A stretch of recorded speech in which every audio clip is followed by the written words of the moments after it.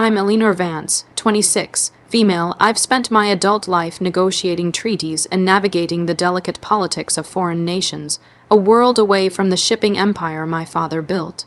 I live out of a suitcase, finding home in sterile embassy apartments from Brussels to Buenos Aires, believing I was making my own way. Little did I know, the most brutal political battle I would ever fight was waiting for me back home at my own family's dinner table. Before this story unfolds, I'd love to connect with you. Please let me know in the comments where you're watching from and what time it is in your corner of the world. It's amazing to see how far these stories can travel. The irony of my career choice was not lost on me. I was a professional diplomat, trained to build bridges and find common ground, yet the one relationship I could never seem to navigate was with my own father, Arthur Vance. To him, I was a curiosity, a daughter who had inexplicably chosen public service over the family business, Vance Logistics. The company wasn't just his life's work, it was the sun around which our entire family orbited. My older brother, Julian, orbited it most closely. Julian, 3 years my senior, was the golden son. He wasn't particularly bright or ambitious, but he was male, and in my father's world, that was the only qualification that truly mattered. While I was graduating top of my class and passing the notoriously difficult Foreign Service Officer test, Julian was coasting through a business degree at a middling university, his tuition an extravagant lifestyle funded by the company. After graduation, he was handed the title Director of Operations, a position that involved long lunches, a corner office with a view, and delegating any actual work to more competent underlings. I flew home for my father's 62nd birthday, which also served as the unofficial announcement of his retirement. The event was held at a ridiculously opulent restaurant, the kind where the waiters outnumber the guests and the water menu is 3 pages long. The air was thick with the scent of expensive perfume and self-congratulation. I felt like an anthropologist observing a strange, foreign tribe. My work abroad had given me a different perspective. I'd seen real struggle, real poverty. The ostentatious display of wealth felt hollow, almost vulgar. My father stood to give his speech, a glass of champagne in hand. He spoke of his legacy of building Vance Logistics from a single truck into a multi-million-dollar enterprise. He thanked his loyal employees and his business partners. I watched him, searching his face for a flicker of acknowledgement, a hint that he was proud of his daughter, the diplomat. I found none, and now... He boomed, his voice resonating through the private dining room. It is my greatest pleasure to announce the future of Vance Logistics. He paused for dramatic effect, his eyes scanning the room before landing squarely on Julian. The board has unanimously approved my recommendation. My son, Julian Vance, will be taking over as CEO. The room erupted in applause. Julian, preening in his tailored suit, stood and took a bow. He caught my eye across the table and gave me a smirk, a look of pure, unadulterated triumph. It was the same smirk he'd worn as a child whenever he'd broken one of my toys and gotten away with it. In that moment, I wasn't a diplomat. I was just a little sister, invisible and dismissed. The humiliation was a physical thing, a hot stone in my stomach. I felt the gazes of family, friends, and long-time employees on me, a mixture of pity and discomfort. They all knew. They all knew Julian was incompetent. They all knew I had been the one with the grades, the ambition, the mind for strategy. But none of that mattered. The golden son had received his inheritance. Later that evening, after the sycophants had departed, the immediate family. My father, Julian, and myself remained at the long, polished table. The celebratory mood had evaporated, replaced by a tense, suffocating silence. This was it, the moment of truth. I had to say something. I couldn't let this injustice pass without a challenge. Dad, I began, my voice carefully neutral, a skill honed in countless diplomatic negotiations. Congratulations on your retirement, and to you, Julian, it's quite the promotion. Julian leaned back in his chair, a picture of smug satisfaction. Thanks, sis, big shoes to fill, but someone's got to do it. I have a question, Dad. I continued, my eyes fixed on Arthur. Was I ever a consideration? My father sighed, a sound of pure weariness, as if my question was an immense burden. Eleanor, we've been over this. The business needs a Vance at the helm, a male Vance. It's about stability, tradition. Tradition. I repeated, the word tasting like ash in my mouth. You mean sexism. Julian has no experience. He's never managed a team, never closed a deal, never done anything to earn this. The company will fail under his leadership. That's enough. Arthur's voice was sharp, a whip crack in the quiet room. You made your choice when you decided to go gallivanting around the world. You chose a different life. This is Julian's birthright. Birthright. I laughed, a short, bitter sound. So my years of studying economics and international relations, my experience negotiating multi-million-dollar trade agreements for the U.S. government, that's all worthless because I wasn't born male, because I didn't want the easy path you paved for Julian. Julian, who had been enjoying the show, finally piped up. Don't be so dramatic, Eleanor. It's not a good look. You're just jealous. Jealous. I turned my gaze on him, and for the first time, I let the raw anger show. I'm not jealous of you, Julian. I pity you. You've been handed everything on a silver platter, and you're too lazy and arrogant to even realize it. You're a figurehead, a puppet. Dad knows it. Everyone knows it. The slap was so sudden I didn't see it coming. My father's hand connected with my cheek, the force of it snapping my head to the side.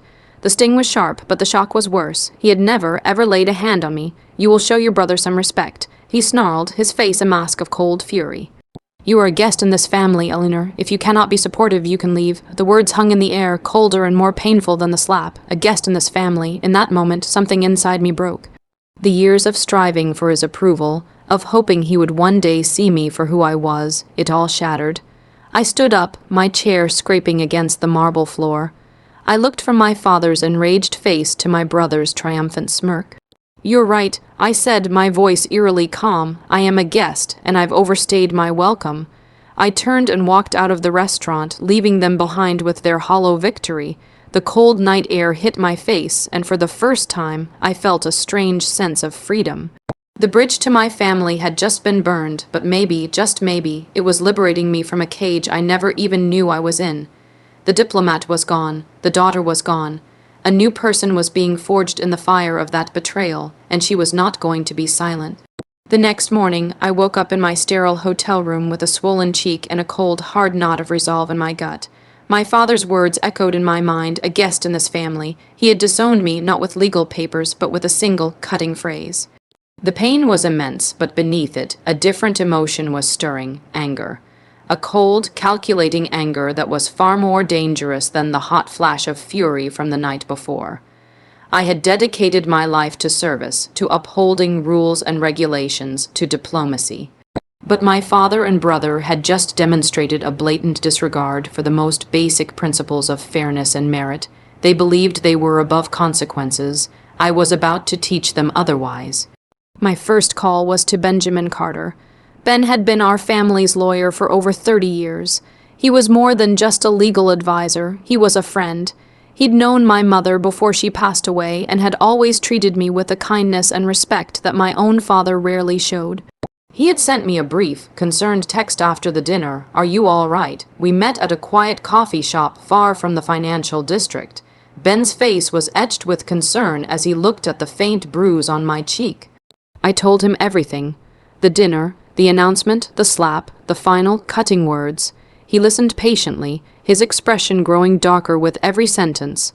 I'm not surprised, Eleanor, he said finally, stirring his coffee.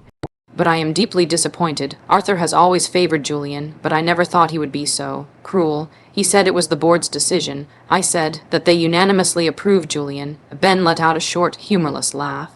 The board of Vance Logistics consists of your father, his golfing buddy, and a man who has been on the payroll for 40 years and would agree to anything Arthur says. It's a rubber stamp, not a real board of directors. But the company is publicly traded, isn't it? I asked, a new thought beginning to form. It's not a private family entity anymore. Dad took it public about 10 years ago. Yes, Ben confirmed, though Arthur retained a 51% controlling stake. He still runs it like his personal fiefdom. Which means he has a fiduciary duty to the other shareholders. I stated, the pieces starting to click into place, appointing a grossly unqualified CEO, his own son no less, over a demonstrably more qualified candidate. Even an external one could be seen as a breach of that duty, couldn't it? Ben's eyes lit up with understanding. He was seeing the path I was starting to forge. It could, Eleanor. It absolutely could. It would be a difficult case to make, but not an impossible one. Nepotism isn't illegal, but acting against the best interests of the company and its shareholders is. There's more, I said, leaning forward. For years, I've heard whispers. Dad has always used company resources for personal expenses. The cars, the trips, the consulting fees paid to Julian for doing nothing. It's always been an open secret. I've suspected as much, Ben admitted grimly.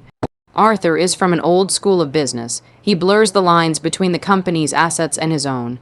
If we could prove it.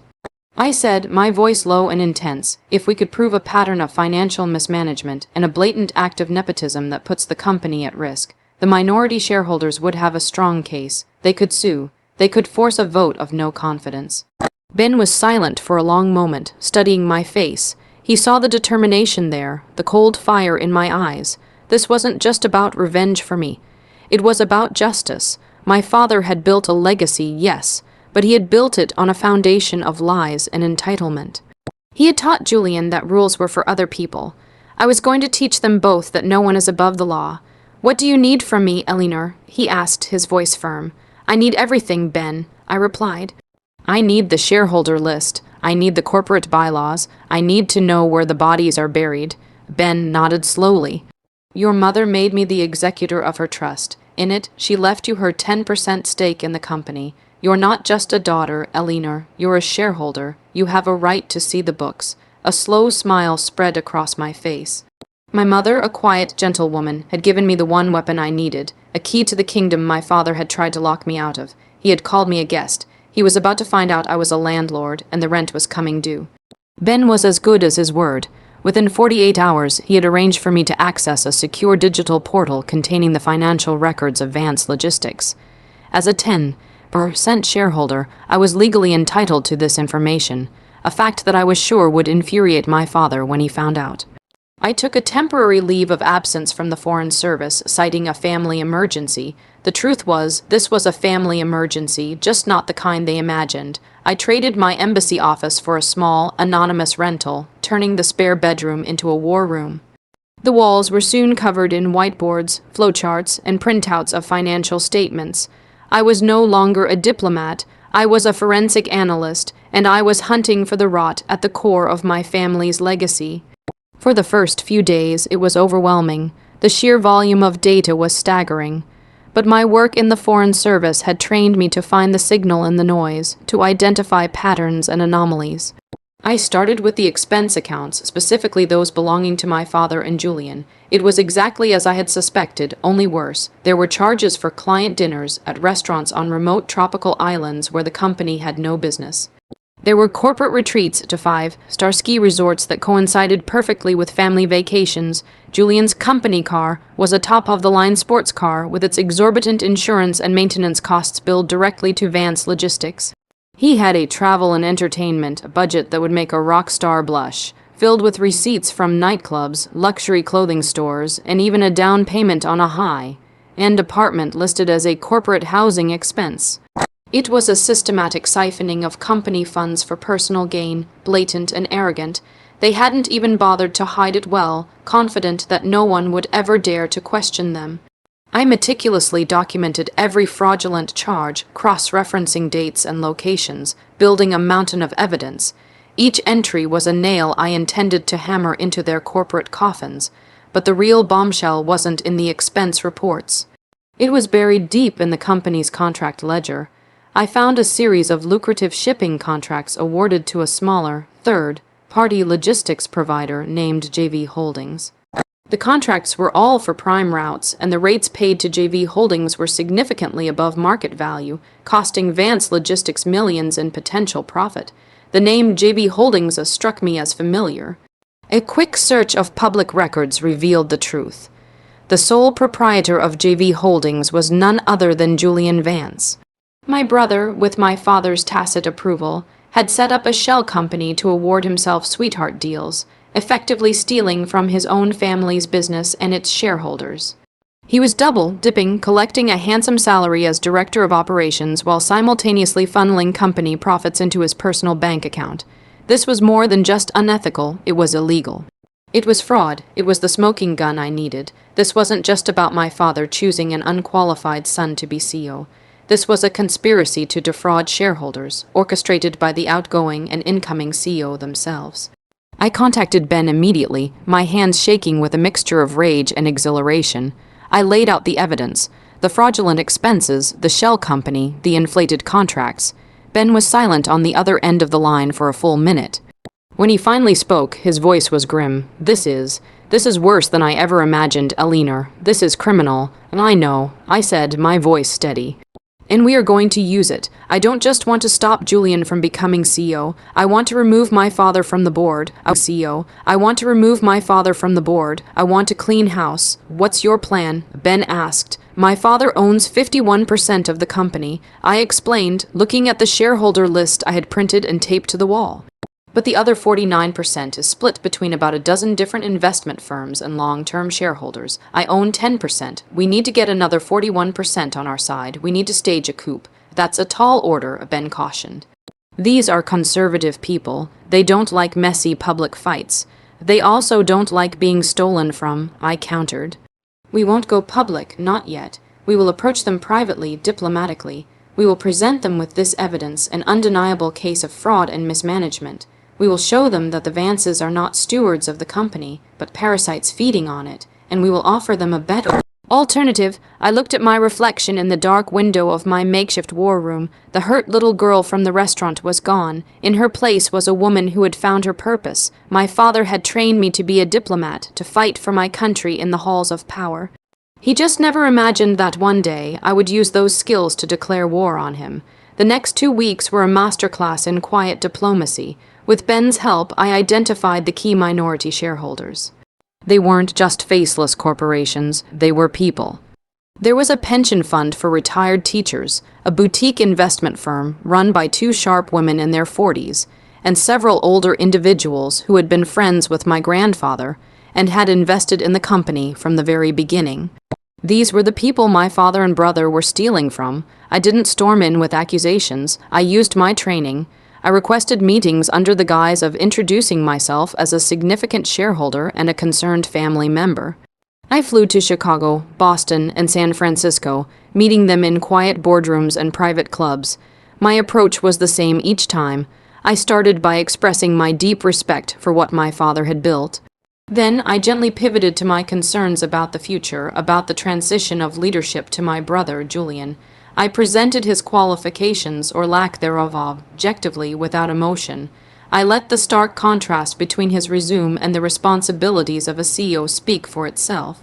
Then, once I had established a rapport and planted the seeds of doubt, I would present my evidence.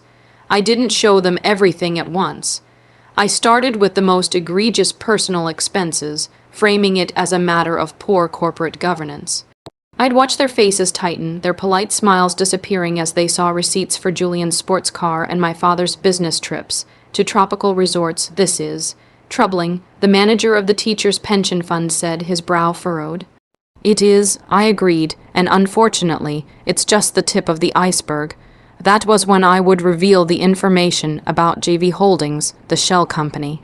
I had prepared a neat, professional dossier for each of them, complete with copies of the inflated contracts, the public registration of Julian's ownership, and a clear financial analysis showing the millions of dollars Vance Logistics had lost as a result. I laid it all out not as a vengeful daughter, but as a fellow shareholder presenting an undeniable business case. The Vances weren't just poor leaders, they were a clear and present danger to the company's financial health. The reactions ranged from quiet fury to outright indignation. The 2 women from the investment firm were particularly incensed. We invested in Vance Logistics because it was supposed to be a stable legacy company. One of them said, her voice sharp, "This is just blatant theft. I had them, I had planted the hook, and now it was time to reel them in. I believe the company is fundamentally strong." I would say, my voice calm and confident. The problem isn't the business, it's the management. I am proposing a special shareholder meeting. We can call for a vote of no confidence in my father as chairman of the board and reject the appointment of Julian as CEO. We have the power to do this, but only if we act together. And who do you propose to run the company? The old family friend asked me during a meeting in his study, surrounded by pictures of him and my grandfather, for the interim. I replied, I would ask Benjamin Carter to step in as acting chairman. He has the trust of the employees and the legal expertise to navigate this. Simultaneously, we would begin a formal nationwide search for a qualified, experienced CEO, someone chosen for their merit, not their last name. And what about you, Elinor? He asked, his eyes searching mine. My place is in the Foreign Service, I said honestly, but I will take a seat on the board. I will be a guardian of this company, an advocate for the shareholders, to ensure that something like this can never happen again. By the end of the second week, I had secured the support of shareholders representing 43% of the company's stock. Combined with my 10%, we had a 53% majority. We had the votes. The quiet coup was ready. Ben filed the official paperwork to call for an emergency shareholder meeting. My father and brother would receive the notice tomorrow. The diplomatic phase was over. The confrontation was about to begin. The emergency shareholder meeting was held in the main boardroom at Vance Logistics headquarters. It was a room I knew well from my summer internships in high school, a place of power and intimidation with its long, dark mahogany table and imposing portraits of my grandfather and father on the wall. Today, however, I felt no intimidation. I felt only a cold, clear sense of purpose. My father, Arthur, sat at the head of the table, his face a thunderous mask of rage. Julian sat beside him, looking less smug and more like a cornered, confused animal. They had clearly underestimated me, viewing my move as a childish tantrum rather than a calculated corporate maneuver. The arrival of the other shareholders, a grim, faced coalition I had personally assembled, was a shock to their system. Ben Carter sat to my right, his presence a calm, steadying force. He officially called the meeting to order. "This is an outrage," my father bellowed, slamming his hand on the table before Ben could even finish the first sentence. "This meeting is a farce. I am the majority shareholder." "No, Arthur, you are not," Ben said calmly, his voice cutting through my father's anger. "You are the largest shareholder, but you do not hold a majority, and today the true majority has called this meeting to address several grave concerns." I stood up and took the floor. I looked directly at my father, not with hatred, but with a kind of detached pity. "For years," I began, my voice clear and strong, "we have allowed this company to be run as a personal piggy bank. We have overlooked lavish personal expenses disguised as business costs." I clicked a button on my laptop, and the large screen at the end of the room lit up with a slide showing Julian's sports car, the receipts for his designer clothes, the vacation photos from the corporate retreats. Gasps and murmurs filled the room. Julian sank lower in his chair, his face turning a blotchy red. "And it gets worse," I continued, advancing to the next slide. "It has come to our attention that the recently appointed CEO, Julian Vance, is the owner of a shell company, JV Holdings, which has been awarded non-competitive, inflated contracts, costing this company millions of dollars." The screen now displayed the damning contracts next to the public registration of Julian's ownership. The evidence was irrefutable. The room fell into a dead, stunned silence. My father looked from the screen to me, his eyes filled with a dawning horror. He was finally realizing that this was not a tantrum. This was an execution. "These are lies." He spluttered, but his voice lacked conviction. "This is a fabrication. My daughter is. She's unstable. She's doing this out of jealousy." The woman from the Chicago investment firm spoke up, her voice cold as ice. "Mr. Vance, we have all been provided with a full dossier of the evidence. The documentation is impeccable. What we have seen is not a family squabble. It is a clear and systematic case of corporate fraud. We have a duty to our clients to act." Ben Carter stood once more. "Therefore," he announced formally, "we are putting two motions to a vote. First, a vote of no confidence in Arthur Vance as chairman of the board and a call for his immediate removal. Second, a vote to rescind the appointment of Julian Vance as chief executive officer, effective immediately." One by one, the shareholders cast their votes. The result was a foregone conclusion. The coalition held. Both motions passed with a 53% majority. It was over. In the space of 15 minutes, my father's reign had ended. He sat there, utterly defeated, a titan turned into a relic. Julian was staring at me, his mouth slightly agape, the smirk finally wiped from his face forever. He looked lost, a child who had just had his favorite toy taken away. "You," my father whispered, his voice hoarse, his eyes locked on me. "You did this, my own daughter." "No," I replied, my voice devoid of malice. "You did this to yourselves. You believed you were above the rules. Today, the rules won." I turned and walked out of the boardroom, not looking back. I didn't feel a surge of triumph or a thrill of victory. I felt a quiet, somber sense of justice. The rot had been cut out. Now the healing could begin. In the aftermath, the changes were swift. Ben Carter, as interim chairman, brought a sense of stability and integrity that had been missing for years. The national search for a new CEO began, and within 3 months, they hired a highly respected woman with 20 years of experience in the logistics industry. She was everything Julian was not: qualified, innovative, and ethical. My father and brother were forced out of the company entirely. They retained their shares, but their power was gone. The board, under Ben's guidance, initiated a lawsuit against them to claw back the money they had embezzled through the fraudulent expenses and the JV holding scheme. They were forced to sell a significant portion of their stock to pay the settlement. Their reign was over, not with a bang, but with the quiet scratching of lawyers' pens on a settlement agreement. I took my seat on the board, attending meetings via video conference from whichever corner of the world my diplomatic duties had taken me. I became a voice for transparency and accountability, ensuring that the company was run for the benefit of all its shareholders and employees, not just the people with the right last name. Under its new leadership, Vance Logistics began to thrive in ways it never had under my father's stagnant, self-serving rule. Profits rose, and so did employee morale. My relationship with my father and brother was, for all intents and purposes, severed. They saw me as a traitor, the serpent who had destroyed their kingdom. They never understood, and perhaps never will, that I did it to save the legacy my grandfather had started, not to destroy it. One day, about a year after the boardroom coup, I received a package at my embassy post. It was from Ben. Inside was a single document. My father, in a fit of pique and fury, had officially disinherited me. He had sold his remaining shares and set up a new trust, leaving everything to Julian. The document was a final, symbolic rejection. Strangely, it didn't hurt. He had already disowned me in his heart that night at the restaurant. This was just a formality. I had my mother's shares, my seat on the board, and my own career.